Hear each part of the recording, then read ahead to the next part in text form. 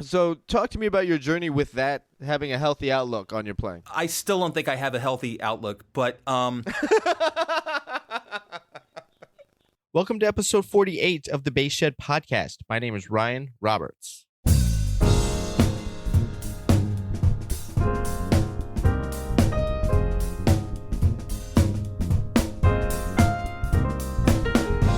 On the episode is Lance Morrison. Lance Morrison is a Los Angeles-based touring and session bass player.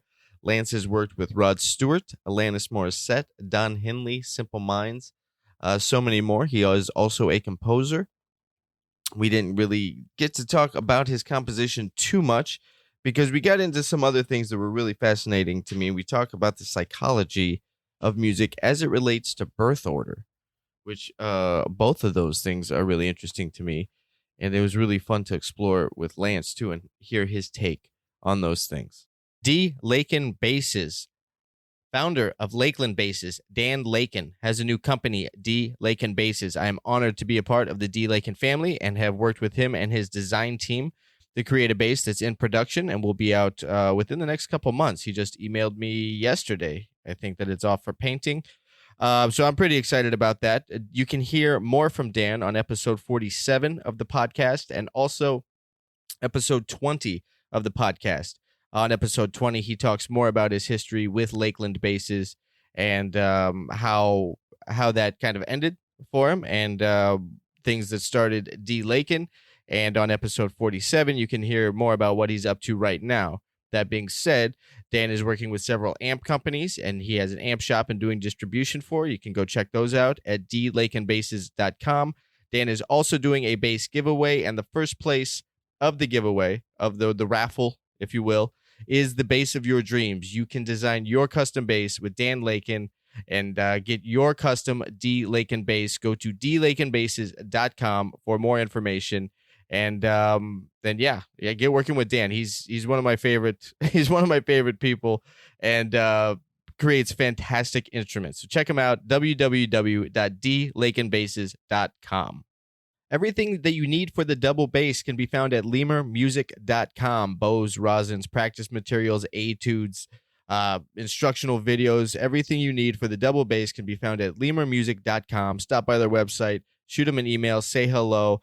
I'm proud and honored to have been starting this partnership with them. I've been a customer of theirs for years, and I will be announcing more about that in the next coming episodes. But in the meantime, stop by lemurmusic.com.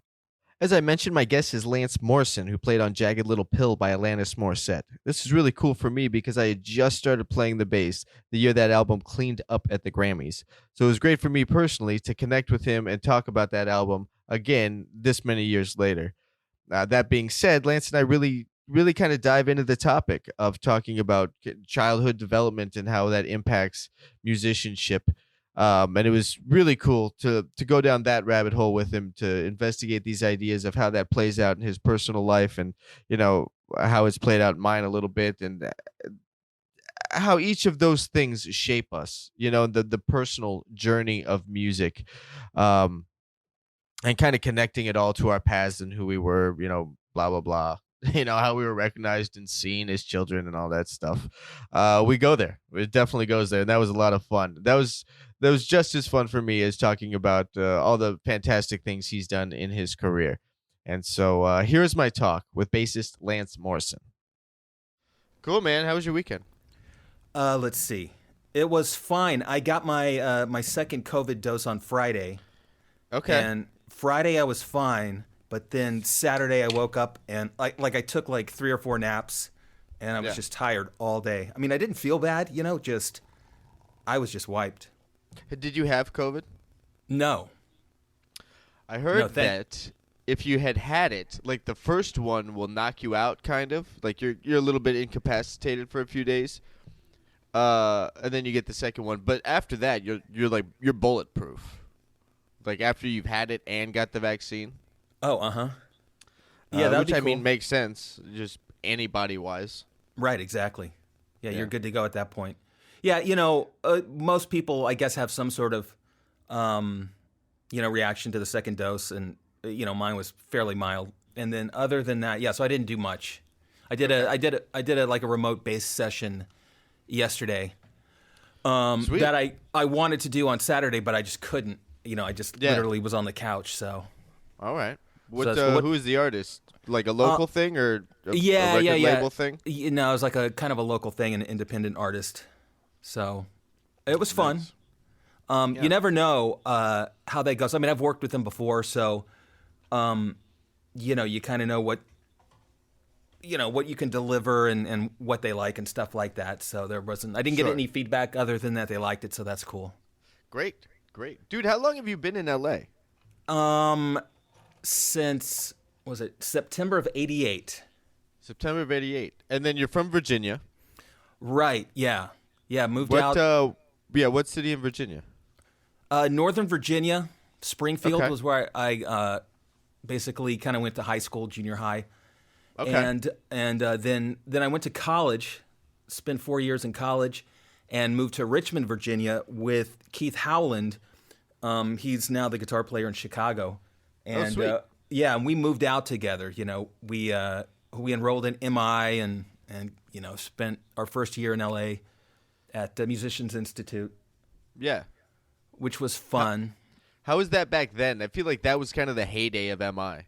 Not throwing shade now, but it seems like, back then it was doing bigger things. Yeah, and also they had just opened like a brand new building, so it was kind of going strong. It was kind of on the upswing or whatever. Yeah. And it was fun. And I mean, the instructors there it was crazy. Like Jeff Berlin and Tim Bogert and sweet. Yeah. I mean, it was nuts. The people that were there, faculty. So it was great. How long had you been playing bass at that point? Let's see. About 10 years, I guess. Oh, okay. You were kind of in it already. Yeah. I mean, I started when I was 13. I wanted to play drums, but a friend of mine had bought a guitar, and he said you should play bass instead of drums. I'm like, okay. So I was like, I guess so. Seems like that seems like the common story. Just like, all right, sure, I'll do it. Yeah, right. I think bass players are always just so passive about it. Like, all right, fine. Yeah, exactly. So I did that, and dude, I was clueless when I started. I mean, first of all, like I remember my friend. This would have been like 8th grade, I guess. My friend, bought a guitar. He's like, dude, you should come over after school and see my guitar. I'm like, oh yeah, and I was picturing like this double neck, crazy guitar or something like that. And I go there and it's like this, this cheap knockoff or whatever. It looked really cheap. Yeah. I'm like, oh, yeah, that's Honda. a guitar? Yeah, exactly. I think it was a K. Yeah, okay.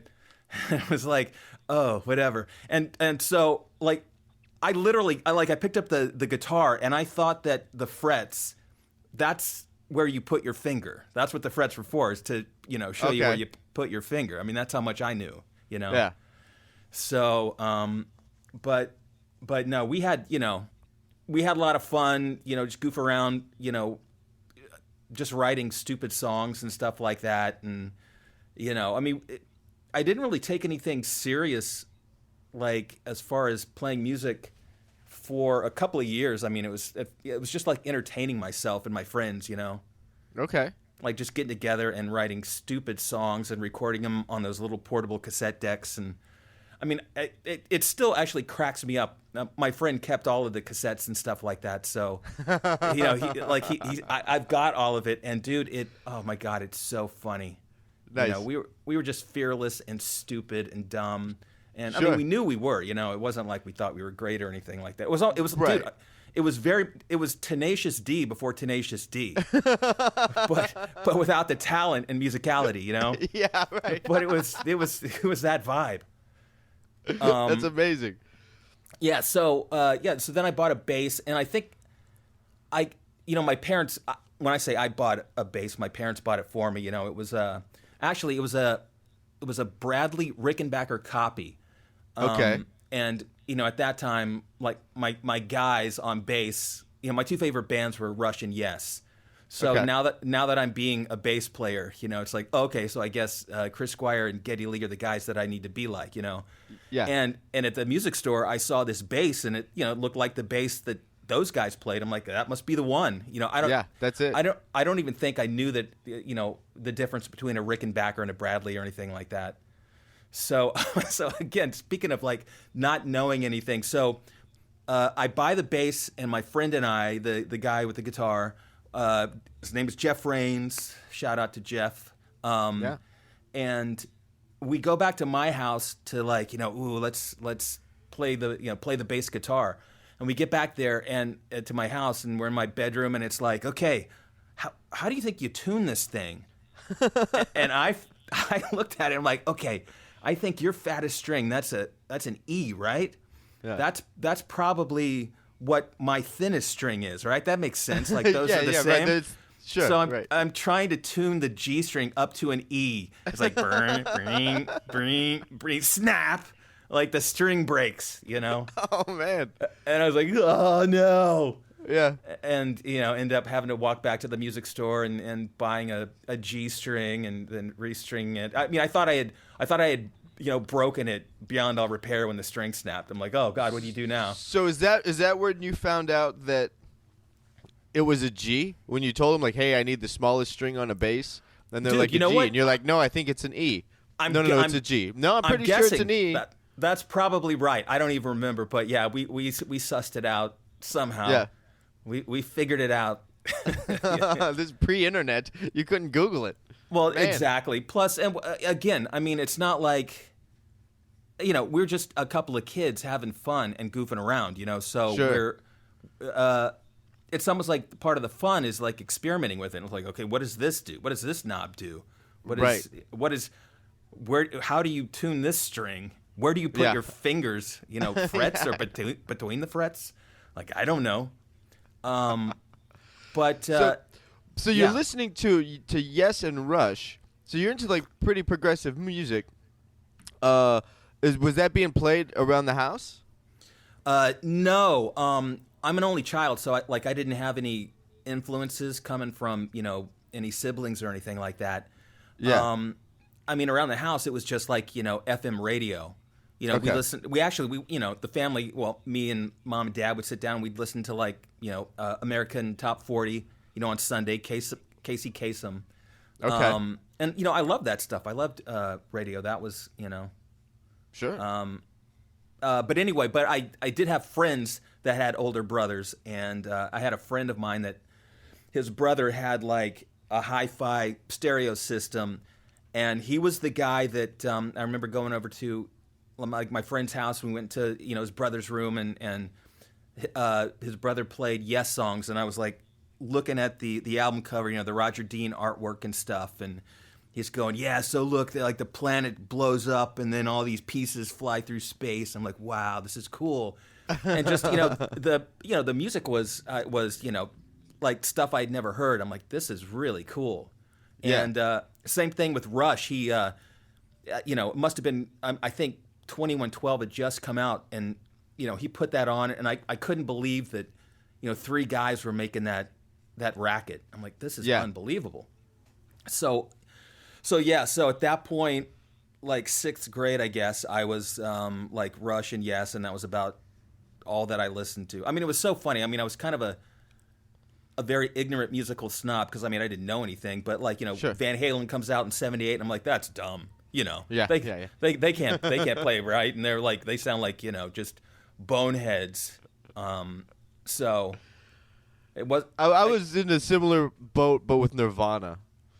Like I was a music snob for no reason, but I got in and I'm like, well, I want to be great, so I must have to play jazz to be great. So in high school, like sophomore, junior, like I'm listening to Coltrane all the time, and I have no idea what I'm listening to, but I think I should be into it. And, right. And around that time, like grunge. Well, I mean, by the time I hit high school, grunge had already happened, but earlier than that. When I'd started playing, like, grunge was kind of the thing, and I'm just like, these guys suck. This is dumb. Right. You're just completely dismissive for no reason. Now I think it's the best ever. Yeah, no, I get it. It's so the first time that I heard "Smells Like Teen Spirit" on the radio, I was like, "That is the stupidest drum beat." I can play that drum beat. The do do jack jack do do jack do. I'm like, what? That's like the first drum. I'm like, that's dumb. Yeah. And now it's like the genius of those songs it's unbelievable. Yeah, I agree. I definitely became a fan. I mean, by the time the second album came out, I was like, loving it. And Yeah. I thought it was awesome. When you came out here to go to MI, was at this point did you come out for MI? And was being a musician like that was the thing? Like you're gonna move to LA and go to the music school and be an LA musician? Yeah, totally. At some point during high school, I got the idea that I wanted to be, a professional musician. So I went to college, but I mean, I kind of went to college because my parents wanted me to. Sure. And by the way, first of all, shout out to parents and my parents and Yes. What are your folks' names? Jack and Nancy. Jack and Nancy. Right. And on. What up, Jack and Nancy? Exactly. And they're still in Virginia, going strong, thankfully. But Sweet. Dude, they, you hear people saying, well, how do you make it in the music business? Well, first off, you have like the best parents, Yeah. who support you and, just let you do your thing and don't ask questions. Right. So I went to college, and at that point I'm like, I want to be a musician, but yeah, I'll go to college, and get a degree and everything, so I can fall back on that when I, crash and burn as a musician. But I mean, I had a blast. I'm so glad I went to college, and that's also where I met my friend Keith, who has now been playing guitar with Chicago for like 25 years, and so we were in a band in college, and right after college, Keith was the one that was like, so dude, let's move to LA and we can go to Musicians Institute. I'm like, okay, that sounds good to me. I'll tag along, and we actually, it would have been January of '88. We flew out to LA from Virginia, and it was at NAMM time. We went to NAMM, but we also went and auditioned, and I say that in quotes, at MI, Okay. And it's basically just, okay, can you take the instrument out of the gig bag? Okay, you can come here. That was, Yeah. it wasn't like they were, Right. You showing off your skills. Like, look, I know how to tune it now too. Check me out, dude. Exactly. Like, and I should just test out of this whole school. Right. Like, I can tune the thing. Totally. And you don't put your fingers on the frets. I know a lot of people. Like, do you guys know about this? Hey, Jeff Berlin, let me show you a trick. Exactly. So, so I came out for that, and that it was the idea was that we were gonna be musicians and stuff, because we had we had a cover band, and we'd kind of been, that's how we had been making money in college and after college, the year after college, and we also had a sound system, and so we ran sound and stuff. So but like complete idiots, we didn't know anybody in LA. I mean, we knew one guy, and we just moved out thinking that we were gonna do something. Actually coming out at that point, I'd been playing for 10 years. I only played with a pick. I was so freaked out. I'm like, oh God, the MI faculty is gonna like give me so much shit about not playing with my fingers. And I'm like, well, but it's just, Chris Squire was my guy, and I remember so when I first got the bass, I took some lessons from this guy who just came over to the house and gave me some lessons.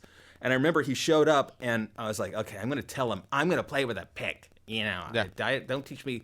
And so he shows up, and I'm like, I'm going to play with a pick.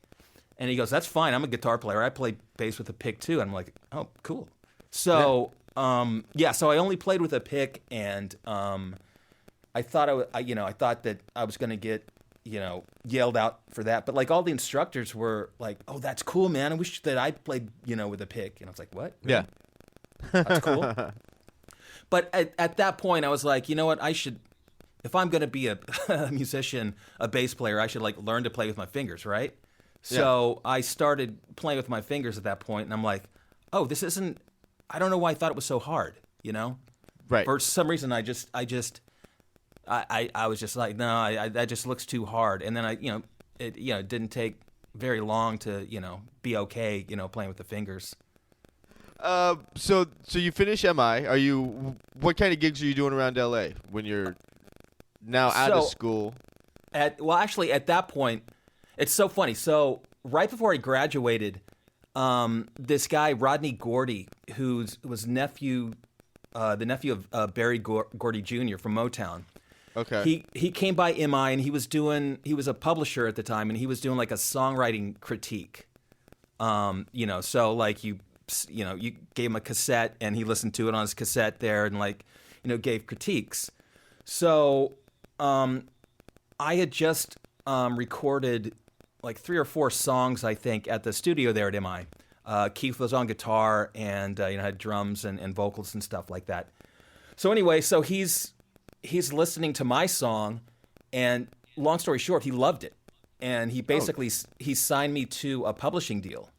Sweet. So coming out of MI, I'm like, okay, well, I guess I'm going to be a songwriter instead of a bass player. Okay, that's cool. I love writing songs and stuff. And in college, the band that Keith and I were in, we released an album, and I, basically wrote or co-wrote all of it. And so it's like, cool. I love that.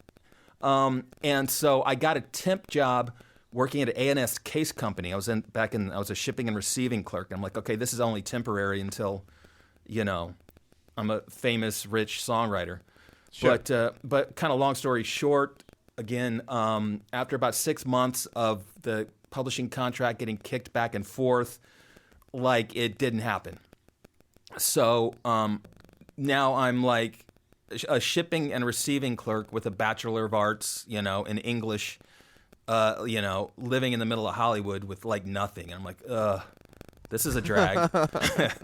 And I didn't really have any gigs at that point. I mean, I might have been playing, there were a couple of like original groups that, needed a bass player, and I'd rehearse a couple of times and maybe do 1 or 2 gigs or something like that. But nothing really. And that would have been like fall of '89.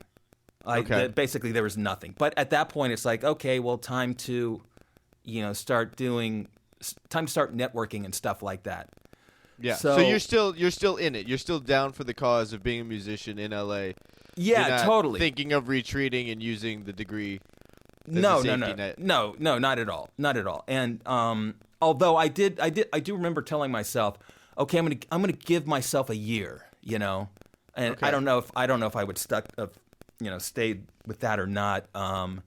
But a few months later, MI put out, like, they had some kind of service where they would place musicians, or they would at least inform you of rehearsals, like artists looking for musicians and stuff like that.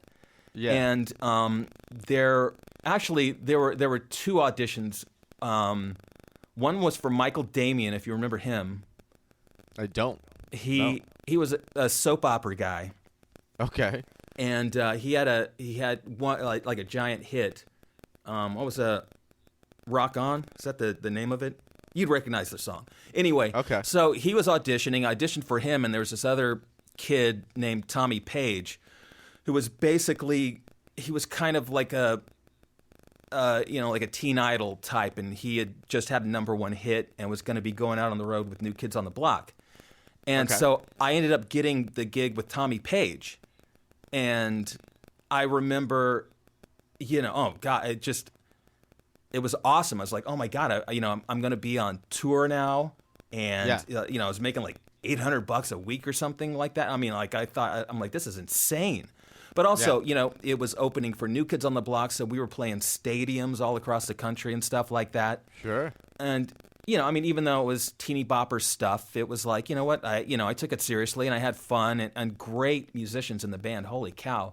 That's where I met Matt Logg. He was the drummer, and he and I have been like kind of like a rhythm section ever since. This guy, cool. Hans Zermeulen on keys, which is he's I know Hans. Yeah. So I met Hans, dude. So, and Hans, You talk about a funny guy. Holy cow, we had so much fun on the road. He was hilarious. The guitar player was this guy named Pat Tommy, who was, again, I mean, everybody basically in that band. I don't include myself, but was just so overqualified for that gig, you know. Sure.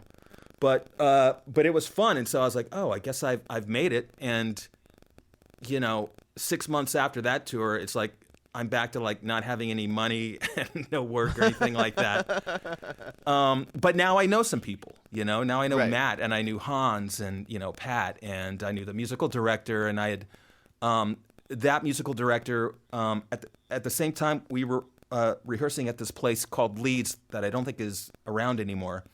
And our musical director was also a musical director for Wilson Phillips, who was rehearsing They were rehearsing next door.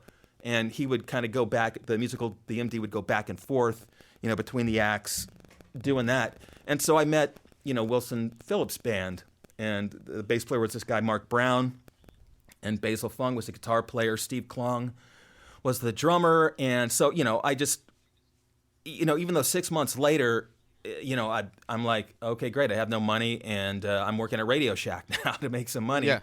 But I know some guys, and now I'm taking any gig that I can. I mean, even I remember there was a blues gig, a blues trio down in Costa Mesa. I was living in North Hollywood, so it's like an hour and a half drive just to rehearse for free. 3 or 4 rehearsals, for free for like one gig that I make $25 at. Right. So, but it was fun, and it was, I felt like I had to do it. And, you're learning stuff and playing and whatever, kind of keeping the dream alive. Yeah, right. So then what happens during this 6-month period? You're off the road, you're meeting people, you're going down to Costa Mesa, you're doing the thing. You're still around, you're still, what am I trying to say? You're still pursuing it. You're still being proactive. Yeah, and and starting to put out the word to people I know that I'd like to do sessions and stuff like that. So you start doing demos for people, or you get on a jingle, and you meet more people, and at some point, I was also around that time. That was like when everybody was trying to get like a deal, that was still a thing, Right. So I would, at any time, I'd probably be in 2 or 3 projects that were trying to get a deal. Usually kind of the same musicians in some of them, or whatever. So I was always in a rehearsal space, or doing a showcase or whatever. And so like the drummer that I met through the Wilson Phillips band, he got me on this session for this artist that was, looking to get a deal, and the producer was the producer for Culture Club, and we recorded at A&M, and again, lots of great musicians on it, and it's like, oh, cool, this is like an actual recording sessions, and I met a guy there, Mike Ajitsi, who I've been composing for now for like 15 years, but also, I've been doing sessions for Michael for 30 plus years now. So that stuff just starts kind of building, and then like one day I'm at rehearsal with one of these projects, and I get a message, a voice message from Glenn Ballard. He's got this new artist, and he needs a bass player because Mark Brown, who he had hired for it, couldn't do it. And Mark Brown, who was in the Wilson Phillips band, and I met him then. Actually, I think it was, I think Mark Brown knew Rob Ladd, a drummer, and it was Rob Ladd who I'd also kind of met through all these. It gets a little convoluted, but I think it was Rob Ladd who I'd kind of met around the same time on another project. He was right. You guys are all just in the same scene together. Yeah, totally, exactly, yeah, exactly. So Mark was supposed to do these demos with this artist, but Mark couldn't do it. So Rob remembered me and recommended me, and that was the Alanis thing. So nice. Yeah, so I mean Alanis wasn't even signed yet, and so we just went in and did demoed 20 songs or whatever, and then like 4 or 5. Well, actually, and during that session, at some point during that session, I remember the engineer was also working on the Simple Minds record at that point.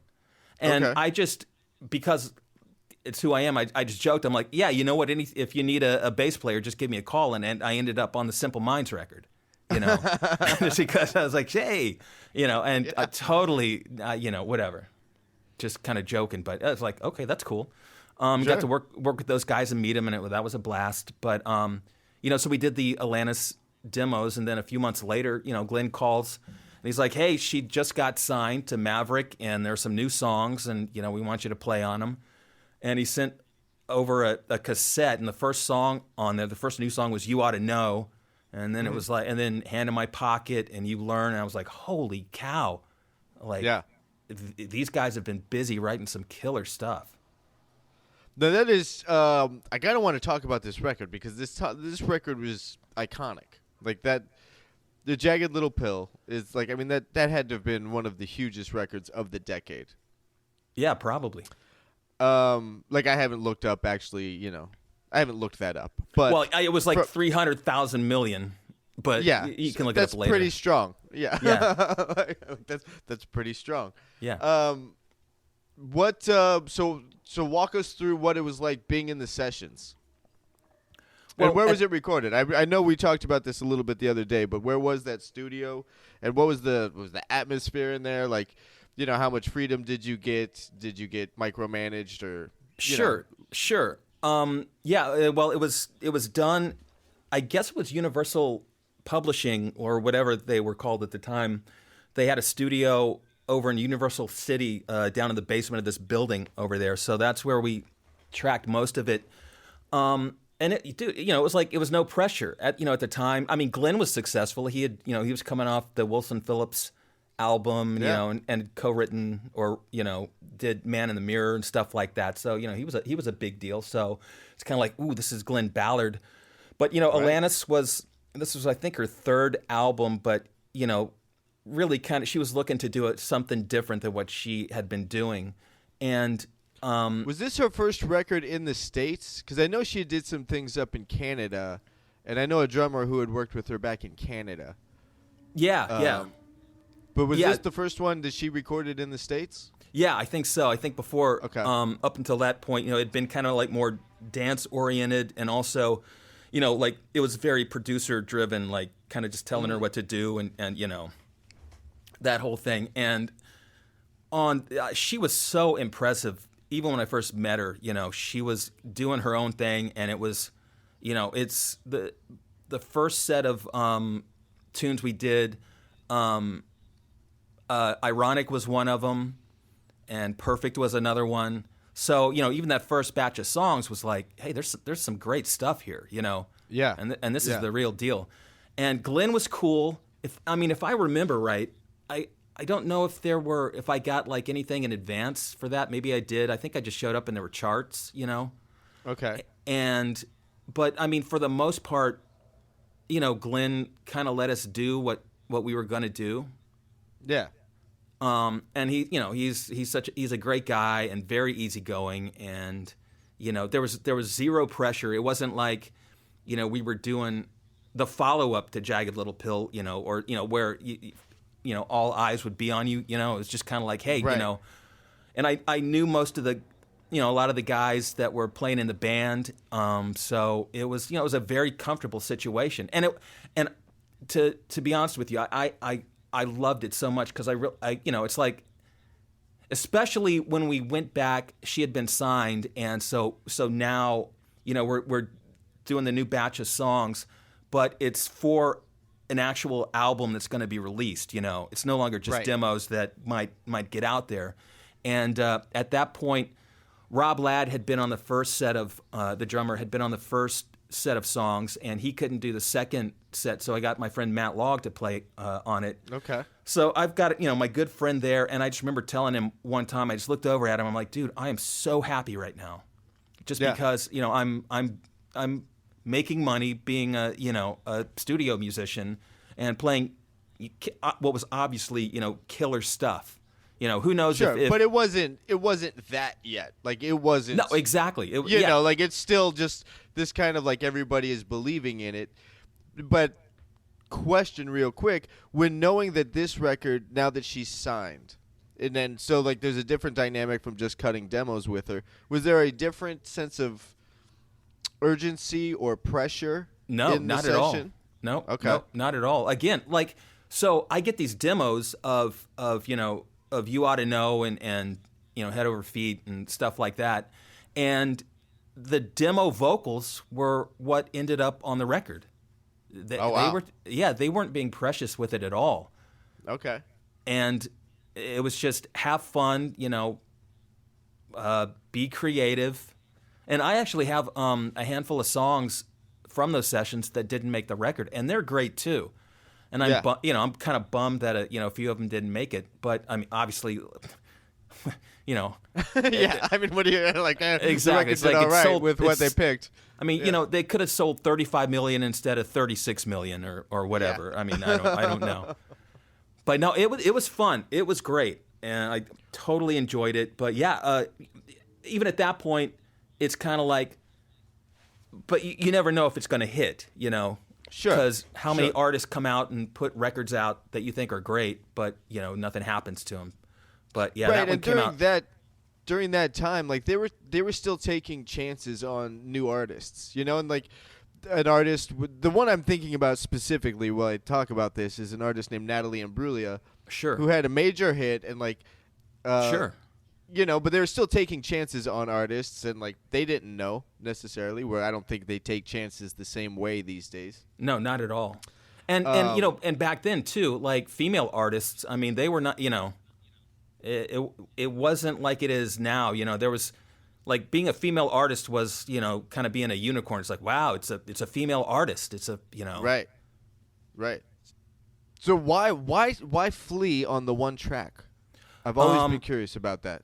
Yeah, I don't really know. I actually have the version that I played on, but it's a totally different guitar pocket. Glenn had played guitar, and it's kind of like a scratchy funk part. So I mean, same drums and vocal, but the guitar and I played a totally different bass part. So I don't know the whole story. About it. I just remember going in, I think, to Alanis' manager's office, and they played the album for me. And Alanis was like, "We got, we got Flea and Dave Navarro to play on You Ought to Know." And I was like, "Oh man, that's one of the better songs." And I was bummed about it. So at first, I was kind of like, I'm not happy, But dude, I mean, it's a much better version with those guys on it. It just had so much more attitude, and it's so much more loose and raw and stuff like that. So a total right call to do it that way. Yeah, I mean, I think that bass track is fantastic that they played. I didn't know that was Navarro actually. Yeah. I wonder if that was just kind of a move to like get some people in. They're like, oh, these guys are recognizable to help kind of endorse Alanis as an artist or something. Right. Yeah. I don't even know. Yeah. I couldn't tell you. What year was that record? Let's see. We recorded it like summer and fall, basically winter of '94. Okay. And so I guess it came out like June of '95. Okay. So then you start working for Henley in 2000. Right. So between 95 and 2000, what are you up to? Oh man, those were the halcyon days. That was I was doing lots of sessions for lots of different artists, doing lots of jingles, lots of radio packages and stuff like that, and worked on a Rod Stewart record, like his last rock record before he did the standards. And that was early 2000s, right? I think when he came out with those, like probably 02. Because this would have been 97 and 98 that that we recorded the Rod stuff, and that was a blast because that was actually how I always imagined recording a record was, because the band was set up in a studio at at Oliver Lieber's house. This guy Oliver Lieber who's playing guitar, and we worked up the arrangements as a band, and then we cut it. Cut a couple of versions, and it took a few months, and we took our time, but a lot of work and a lot of creativity and stuff like that, and. Yeah, that was a blast to do. I'm really happy with the way that record came out. That was fun. But do you prefer that kind of really organic, creative melting pot approach to a session where you might just come in and like have a chart there, or get emailed a work tape with a bunch of scratches? Like, do you like working it out with the other musicians live? I think so. So. I mean, yeah. You get to workshop and then try different things and see what works. I mean, I would do that normally anyway. Like if I am given something, like I told you, like I did a session yesterday, for this artist, and I get it, and I'm the first little bit. I mean, I'm kind of just throwing different ideas down, and I ended up actually sending 2 takes. One just kind of a standard sort of bass thing, and this other take that had all these double stops going crazy during like the verse, but which I thought fit really nice with the guitar and the vocal and everything like that. But it's like, okay, this might be too crazy, but I think it's cool. Okay. So yeah, I'm always, no matter like going back to the Alanis stuff, I know for the second batch of tunes that Glenn had sent the tunes we were going to record, and I definitely went through those, and I have all these work tapes of me at home, cassettes of me like just trying out ideas on the songs and stuff like that, just some kind of prepared and know what's going on. But yeah, getting back to the Rod thing, when there's a whole band of people kind of doing that at the same time, it's a great energy. It's a lot of fun. Sure. Yeah, I'd agree. So you're doing a bunch of sessions, Rod. Who else were you cutting records for during this 5-year? Yeah, I worked with Glenn Ballard a lot. The Corrs. He had a couple of movies that he was, writing songs for. So some soundtrack stuff. And Rick Springfield, John Waite. And actually, just before I got the Henley gig, I did a session for Henley. Actually, when I was, it was when I was auditioning for the band. It was like 3 weeks of callbacks, and after one of the callbacks, so after one of the callbacks, we do the kind of the audition process again. At this point, we're just auditioning. Like, some of us keep coming back, but now it's just like new guitar players. So we think we have the gig, but we don't know. We're not told. We're like, thank you. They're like, thank you, and we're like, okay, see ya. But so get called back, and at the end of the day, Don is like, hey, do you want to play bass on a track of mine? I'm like, yeah, sure. And so he's like, yeah, well, go over to whatever it was, Sunset Sound or whatever, and Stan Lynch, the drummer from the Heartbreakers, was producing that record at the time, Inside Job. He's like, Stan will be there, and then I'll be there a little later. And so I went, and Stan played me the track, and I put a couple of takes down, and Don was late, and so Stan was like, hey, you know what, go ahead and leave, and if Don doesn't like it, or if you want something changed, we'll just call you back. And so I left, but thankfully, Don liked it. So sweet. Yeah, so it stayed. So now, is that how you ended up? Is that how you ended up with the road gig as well? Is because he gets there, realizes he can count on you, like you're playing on the tune in the studio, and then, I mean, you had already been rehearsing with him and kind of been vetted. Was that the anchor that really got you the road gig? I don't know. I really don't. I'm actually kind of surprised in a way that I got the gig, because a lot of times, well, most times when you get a gig, it's because you know somebody, or a lot of people. And that gig, again, Rob Ladd, the guy that got me on the Alanis record, heard about the auditions for Don and went down and auditioned, and Don was like, hey, do you know any other bass players? And he's like, yeah, Lance, call this guy Lance Morrison. Actually, that's a funny story. So before I, get called for the audition or even know that Don's auditioning a band, I'm at home, whatever it is, Thursday, and I get this phone call. And this guy goes, hey, can I speak to Lance? And I go, yeah, this is Lance. And he goes, hi, this is Don Henley. And my first thought is like, yeah, who is this that's, pulling my leg? And then at the same time, I'm like, this could be Don. So I don't want to just, be that guy that's like, screw you, and then hang up. So he goes, it's pretty quick. He goes, hey, hi, this is Don Henley. And I go, hey, Don, what's up? And he laughed, Yeah. And at that point, I was like, oh, my God, this is Don Henley, Yeah.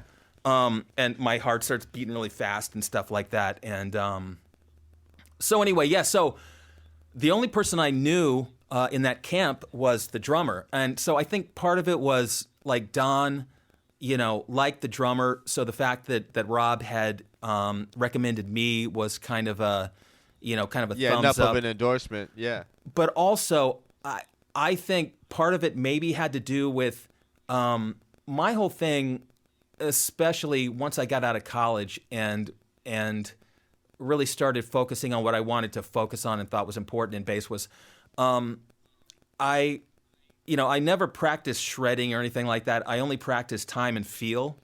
And the way that I did that was I would learn a track note for note, mistakes and all. Yeah. And not only note for note, like the feel. I would be like, okay, this bass player is playing a little behind the drums in the second verse. I mean, I would learn it to that extent and then record myself playing along until I couldn't tell that I was playing, that, there was somebody playing along. Right. So, and some of the tunes that I shedded like that were like, the Pinot songs, New York Minute and Sunset Grill. And, even like Into the Innocence would be a song. Well, not Into the Innocence because I was like synth bass, but Last Worthless Evening in Bob Glob, who's a huge influence on me. I love his playing. But like just learning Bob's feel on that song. And, that was something that I had done 10 years before I auditioned. So when I went in, it's like, I'm going to play this stuff note for note and exactly the feel that's on the record. I mean, to the best of my ability, which hopefully was fairly, close to what it was. So I think that helped too. And I enjoy that discipline, I'm kind of glad you brought that up of masking the feel. And I think the other thing that I talk about when doing video lessons about some of these transcriptions I've done is learning how to generate that so that it's not bass karaoke. Right. That you really know how to generate that and go within yourself to feel time like they're feeling time. 100%. Because that's the lesson. That's the lesson is being able to generate that when it's, just you and a click. Can you deliver this with that feel? Yeah, totally. 100%. And, it took me a long time to figure that out. Because, I was cocky in high school because I could play La Via Strangiato. And, dude, I'm telling you, I played that song every day after school just to keep my chops up, Yeah. And I don't think I was playing it exactly note for note because I didn't have the ear for, like, a lot of that craziness. But, I was playing my version of it, which was probably 90% there. But I thought because I could play La Via Strangiato that I could play anything. And in college, in the cover bands I was in, we kind of did sort of this one band, the popular band that I finally got in college, did kind of like a Blues Brothers type thing, a lot of that soul music and, old all rock the and Duck roll. Gun stuff. Yeah, totally. And I'm playing it with a pick on a Rickenbacker. Like, so my girl is like, gung, gung, gung, gung, gung, gung, gung, gung, gung. And I think I am killing it, Yeah. I mean, I kid you not. So I don't know what those guys are thinking. But anyway, so, dude, it wasn't until I, got to L.A. that I kind of wised up. I mean, at that point, I had started to kind of like, learn stuff more note for note. And my ear was getting better. And I was kind of, playing along and trying to match stuff. But I was still only playing stuff with a pick. And I remember like I had this sort of like light bulb moment where I was trying to learn some Parliament Funkadelic, tear the roof off the sucker, just I mean, how funky is that bass line? I'm like, yeah, I'm good enough to do this. And I remember like learning it and playing it back, and I'm like, okay, I know what the notes are, but I am nowhere near playing this, Right. I'm like, this is wrong. So that's when I really got serious about, okay, well, if I'm going to if I'm going to play this part, I have to have that feel.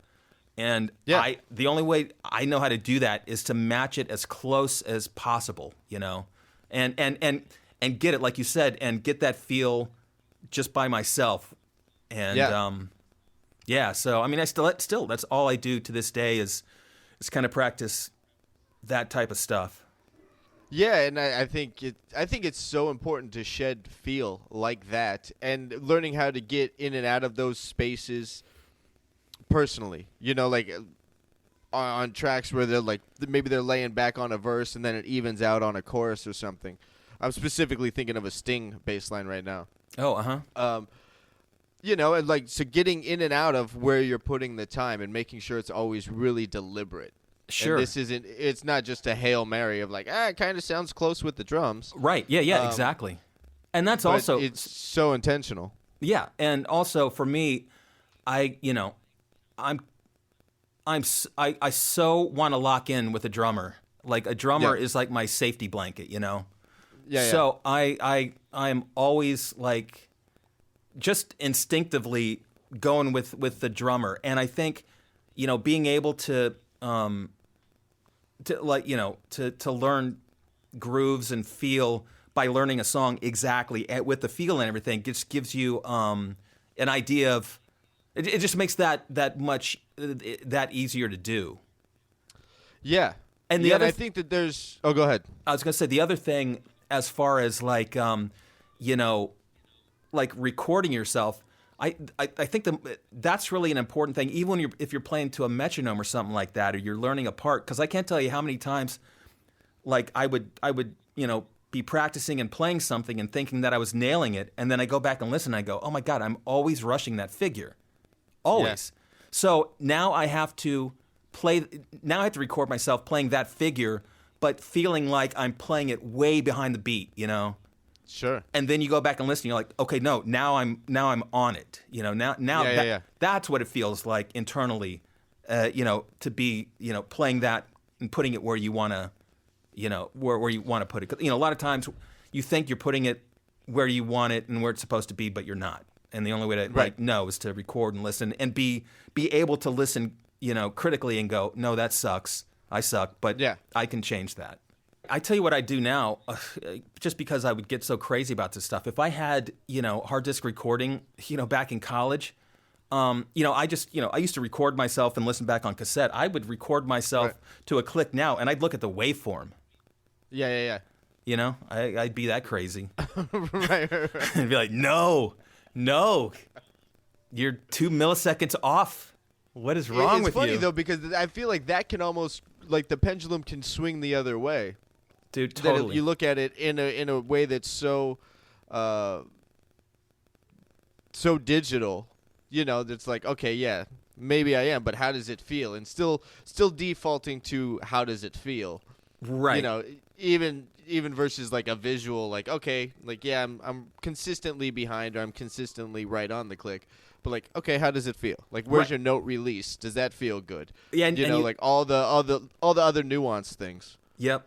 And you definitely have to make sure that you have kind of the the correct like outlook on what the feel should be. Because I know I got into this rigid place, especially when I first moved out here. I was like, I have to be perfect because obviously every musician in LA is perfect, right on the grid.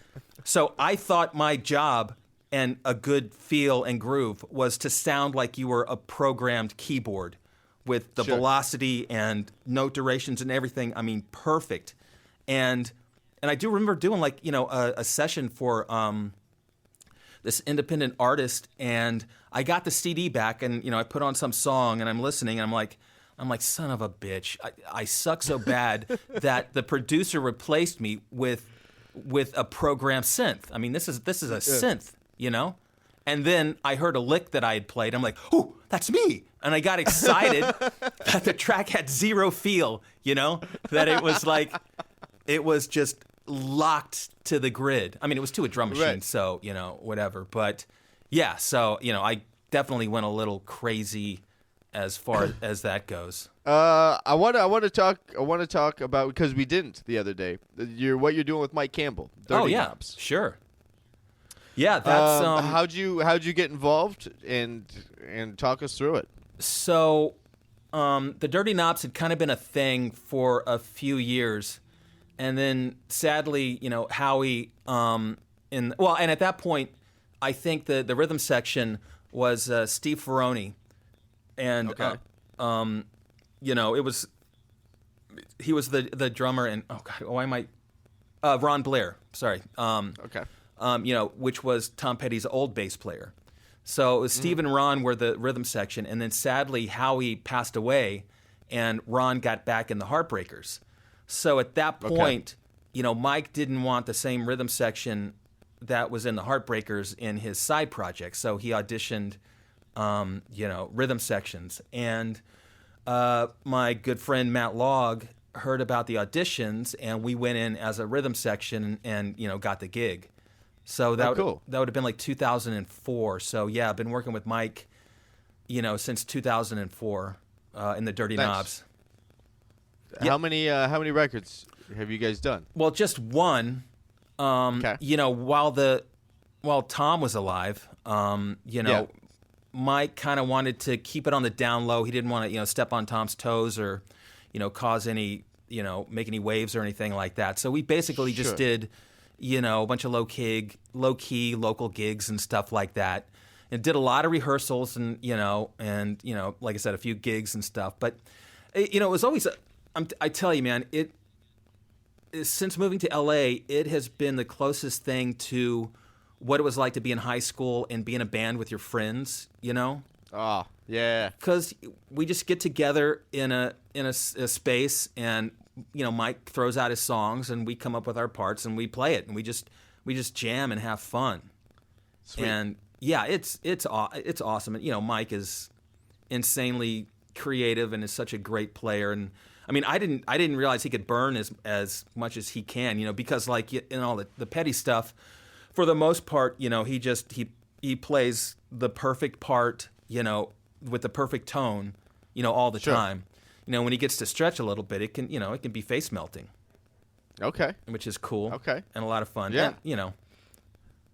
So how would you describe the vibe of this? Like, so if someone had not heard the record yet, are they going to hear something that's Tom Petty-esque? Are they going to hear something that's kind of, you know, I mean, obviously it's still Mike Campbell. So totally. That's a common denominator. Yeah. But is it still in the, you know, are we going to immediately think of Tom Petty, or is it like, yeah, that's the guy, but check this other thing out? Yeah, it's so hard because it's so hard not to sound like the Heartbreakers because of Mike, you know? Sure. I mean, not just his guitar playing, but even his voice has that kind of like Tom Petty quality to it, you know? Right. So he sounds a little bit, I mean, obviously he doesn't sound like Tom, but you know, it definitely sounds like it's kind of from the same school. So it's gonna sound a little bit like Tom in that sense. On this album, which again is like our first album, the Reckless Abandon is the name of it. Mike really didn't want it to sound like the Heartbreakers, so it leans more towards like boogies and blues type stuff and jams than like full produced songs. Although there are a few, you know, more produced songs on there, you know. But yeah, I'd say it's like maybe a little more rocking Tom Petty, because like Matt Logg is the drummer in that band too. Well, like I said, anyway. Right. And you know, he and I both definitely come from, you know, like a rock background. And so, I mean, there have been times where I'm like, am I the right bass player for, you know, this band? I mean, shouldn't I be like more of a guy that, you know, just has more of a grasp on like Americana instead of just, you know, dumb musclehead rock or pop and the stuff that I that I've tended to lean towards. But Matt and I have had that conversation, and we both like to agree and hope, fingers crossed, that it's nice to bring like a different, like kind of a rock edge to that sound. Not that the Sure. the Heartbreakers couldn't rock full on or anything like that. We're not. I mean, this is like splitting hairs. You have to be.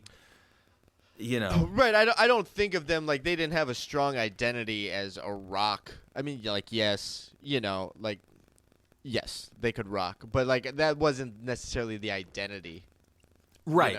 I don't think, and it seems like it's a good look to have both you and the drums coming from this rock background to really, really kind of drive home that color in the music. Yeah, and like for instance, there's a song called "Loaded Gun" on the album, and a lot of people say, "Oh man, that's cool. That sounds like AC/DC." So like, sweet. So you would never, and not that it does. I mean, maybe it sounds like a mash between AC/DC and the Heartbreakers, but you would never. I don't think anybody would ever, listen to I don't know. Maybe there's a Heartbreakers track that sounds like AC/DC. I don't know. Yeah, but maybe not. But yeah, so. Yeah. And the other nice thing about that band is that I really do feel like I kind of have ownership of the bass chair, Sweet. A lot of times, especially, doing the Henley gig or any gig with any established artist, like if I didn't play on the record, I'm trying as hard as I can to recreate the record, the part. Right. Unless, the arrangement has changed or whatever, and then I'll do something, obviously. Yeah, it puts you into that hired gun space. Yeah, right. And I believe me, I love, like I said, I love that discipline. I love learning a bass player's part and playing it and trying to be authentic to it. And it makes me feel like that 12-year-old kid back in Virginia, learning a song and playing along with I think I said, I do feel like I'm just playing along with the record when I'm on stage with Don, It's like I'm not really a part of it. I enjoy that, and it's like, yeah, again, I feel like it takes me back to being a kid, and it's like, yeah, I'm pretending to be a rock star or whatever, or, pretending to play this on stage. So, but with the knobs, like that, I kind of have ownership of the bass part. So yeah, I like that part. And you know what? So I feel like when we do, when the knobs play live, like I don't have to play the part that's on the record. Like if I'm you can still creatively look for some new corners, right? And in the tunes. Not that totally, not like I'm going to go nuts or anything like that. But it's like, hey, yeah, I want to try it in this register tonight. Let's try this turnaround or whatever, and just have fun with it and be creative and try to be spontaneous. Sure. Yeah.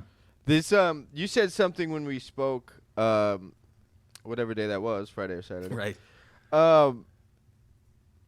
But I liked the way you said it, and we were talking about. I think we were talking about just coming up and how we thought about ourselves and kind of the psychology of it all. But you used the phrase "a healthy outlook of your skill level." Oh, and that's a big one, I think, is people having a healthy outlook, which means, I think, believing in what you have and what you can deliver, and then don't thinking you're more than you are. Totally. Like having healthy goes both ways. So it's not just someone who's maybe insecure or thinks that they're less than, but like don't think you're the baddest dude ever, because you're not, and honestly nobody is. Right. Because it's all just music, and it's different people in different places will get your thing. Right. So talk to me about your journey with that idea, having a healthy outlook on your playing and your musicianship. I still don't think I have a healthy outlook, but but it's not the I think I'm great, I mean, I remember, even as a kid or whatever, growing up, just being really aware of when somebody was way too cocky, and sure, when they were just BSing, and it's like, dude, this guy's acting like a total ass because he's trying to hide, his lack of talent and all that kind of stuff. So I did not Sure. want to be that guy. At Right. the same time, I'm a super perfectionist in a way, but that's because I think that's the only way that people are going to like me is if I'm perfect. Like if I'm not perfect, then people are going to go. Honestly, man, that sounds like some only child syndrome. Could be, yeah, stuff. dude. No, yeah, 100%, yeah, and I get that. Yeah. Dude, that's how I would like as a kid. That's how I operated. I was like, I'm not going to speak up for myself. I'm not going to say. I'm just going to stand over here and be really nice and perfect, and then people will notice me and like me and then give me what I need. You know what I mean? Like Sure. I was. I'm seen when I play by these rules. Totally. Exactly. I'm the middle child, so I'm the complete opposite. Like I'm seen when I act out. Oh. when I get in trouble, that's when I'm finally noticed. Wow. Yeah, no, dude, it's fascinating. So I had to go down that like deep dive and even like try to uncover how that paralleled to my career and how that was coming out in my playing. That's fascinating. That's been a long, deep. I've gone down that rabbit hole in my life. But dude, that's a real thing, and it's so so easy to overlook it and not be aware of it. So I mean, the first 10 years, 15 years maybe that I played, I mean, I was like constantly in my head, I suck, you suck, you can't do this. And like if I played a gig and somebody would come up and would go, hey man, you sounded great, I'd be like, no I didn't. Yeah. Which that was like one of the first things that I realized that there was something wrong was, in my 20s probably, I was like, you know what? When someone comes up and says that they loved what you did or that I played well, and I said, no, I didn't, what I'm saying is you're full of shit, dude, Right. I'm not Right. I'm not being self-deprecating or quote unquote honest with him and myself. I'm just totally dismissing what this person communicates as dismissive. Yeah, right. Yeah. And I'm like, so I mean, I did learn at some point when somebody would come up and go, dude, you killed it tonight, to go, thank you. And I'll keep my thoughts to myself. Sure. But yeah, so I mean, up until this day, I swear to God, my whole operating, the way I operate is my inner voice is going, you suck. You can't do this. And then I prove to myself that I can do it, So ultimately I do it, but I never learned the lesson that, you don't need to just trust yourself and you'll get there, Sure. What do you feel like you're still searching for? So to use the analogy you used when you were a child, where you're just over there in the corner being perfect and getting noticed and recognized and probably praised for that, you understood what could scratch the itch. You understood that doing that gave you that payoff and you liked the payoff. Right. So in music, if you're still telling yourself you suck all the time, what is it that you're searching for that will give you the payoff? And do you feel like you're willing and like kind of emotionally open to receive the payoff of like, you know what, I crushed it? So here's the thing. I think it's become such a habit, right? Okay. That it's hard to undo it. And dude, I do that in my normal life. I swear to God, if I'm walking through the kitchen and I bang my knee on the counter, I'm like, you suck, dude. You can't even walk. You suck. You can't. I'm telling you, I do that. I get it. You just have to like pace back and forth, like Dude, get your walk chops together. Like totally, I got to be able to do 5 Let me try, okay. and not mess up. All right, and let me then do I this can again. own it. Totally. All right, you can do this 10 times in a row. Walk past this counter until if I drop my keys, I'm like, you can't even hold something in your hand. Yeah.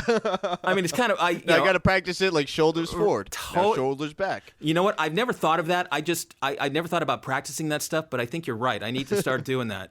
Right. But that was shoes, socks, barefoot. Oh, dude, it's so funny. There's so many versions of this. This is It's so funny, and I mean, I do understand how stupid I'm being at some point, but my initial reaction is to just berate myself for being human. Sure.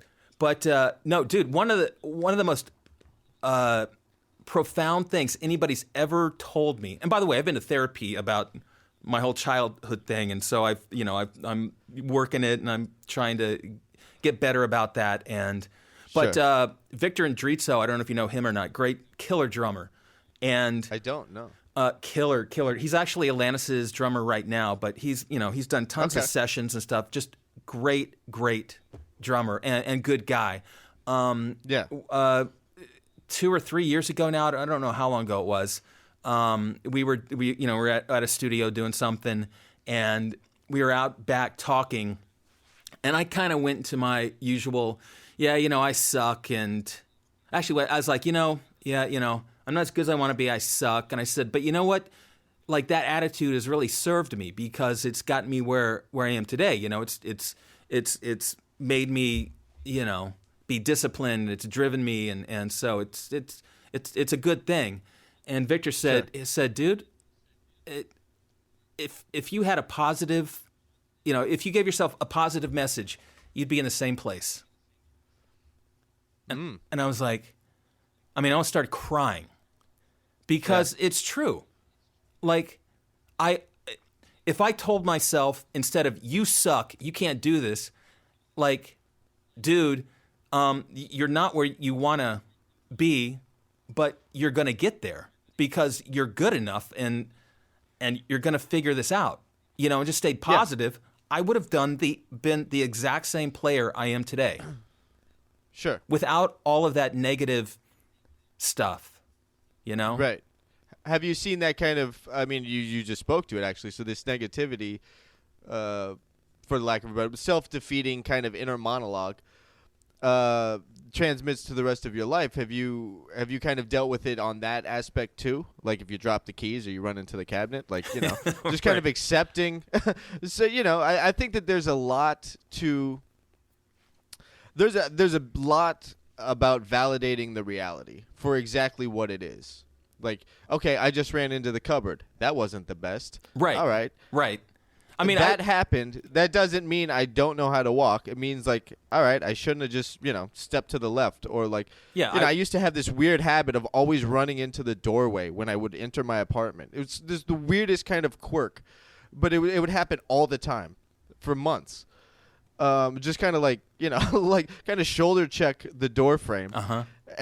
And I'm like, what is this? Why do I keep doing this? It became a habit, and, like, that was just part of entering the apartment at a certain point. Right. But it's like, all right, I know I'm doing it. You're not an idiot. Just kind of realign what you're doing. Like, take a micro step to the left and don't do it. Right. It's hard. It's hard for me to circle that all back. It's just, for me, validating the reality of, like, what it is doesn't mean you're the worst ever. I think if being that mindful of it automatically sets you above being the worst ever. The worst ever means you don't think about it at all, and you think it's the best. Right. Yeah. Well, you know what?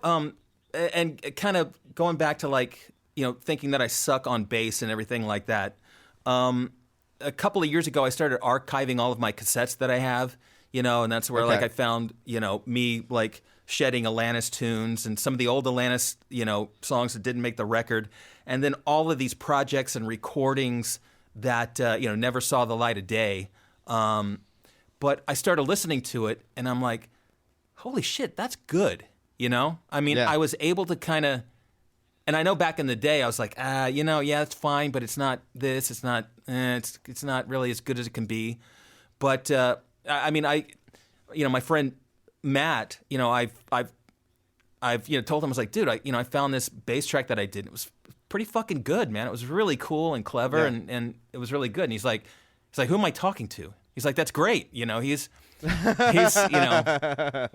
so I noticed the little personal victory there. Yeah, totally. Exactly. So I'm able to do that. I'm never going to think I'm great or anything. Well, whatever. I can't. I don't want to. It's a funny line, and I've thought about this a lot, and maybe you can identify with it, which is like, I personally do want to remain humble as a character attribute of Ryan. Yes. But there's a difference, I think, between being accurate and being humble. Yes. Like, yeah, if a gig happened and if I kind of crapped the bed on it, like, yeah, that's on me. Like, I couldn't hang on that one, or whatever. Bad headspace. I didn't do a great job. But if I crushed it, yeah, I crushed it. Right. I don't think I'm the best dude ever. Like, absolutely not. But for that material and that time and space, like, yeah, yep, that's as good as I could have done. Right. And so I did a great job. Right, totally. Because it's personally the best I could have outfitted. Is it the best thing? No. Call Pino. That's the best thing. Yes. But you didn't, so you're stuck with me, and then that's the best thing I could deliver. Sure. Yeah, yeah. And it's I don't think that's arrogant. I think it's, you can still be humble and not be arrogant. I think there's a line there that I like to pursue. Right. For me, like, I do find that I'm able to appreciate my playing more than I used to. I mean, I'm not so critical.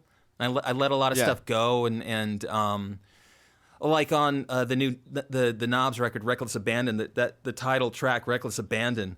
I remember, like, when we got the copy of the record, I listened to that track over about 10 times, and I was so happy with the bass track. I'm like, yeah. Part of it was it didn't sound like me. There was, and what I mean by that is, like, especially back in the day when I felt like I needed to be perfect. Like, I can listen to it and I feel not necessarily stiff, but just a little inhibited. It's like especially since back then, a lot of times you were going to 2-inch, and you don't want to mess up because you don't want to have to punch in and stuff like that. It wasn't, right. But no, listening to Reckless Abandon, the bass track, I mean, I'm kind of like just kind of jamming. Not, I've got some shapes and turnarounds and licks and stuff that I use, but I change them up each time, and it's just, it's a fun bass track, and yeah. I'm like, whoa, I can do that. That's nice. Right. Really, really enjoyed it. Yeah. And wasn't hypercritical of the fact that, oh, that lick you rushed. As a matter of fact, I tell you what, like on the second or third playthrough, I'm like, man, this feels great. I bet the engineer fixed everything, and nudged it. That's why it feels so good. So I was like bumming about that maybe this. And then I heard some lick that was like, way rushed. And I was like, yeah, this is real. I love it. Good, nice rushed. That's rock and roll. Holy cow, Dude, thanks so much for taking all the time. Yeah, no, this was, of course. This was great. Yeah. This is fantastic. And we should talk, anytime. I enjoy chatting. All right, cool. Yeah, I'm down. After, like, next weekend on, I open up schedule-wise. Like, I'm down to come up and just get some coffee and hang. Dude, check out the studio. That'd be awesome. Absolutely. See what's up. Sure. All right. Cool. All right, cool, man. All right, Ryan.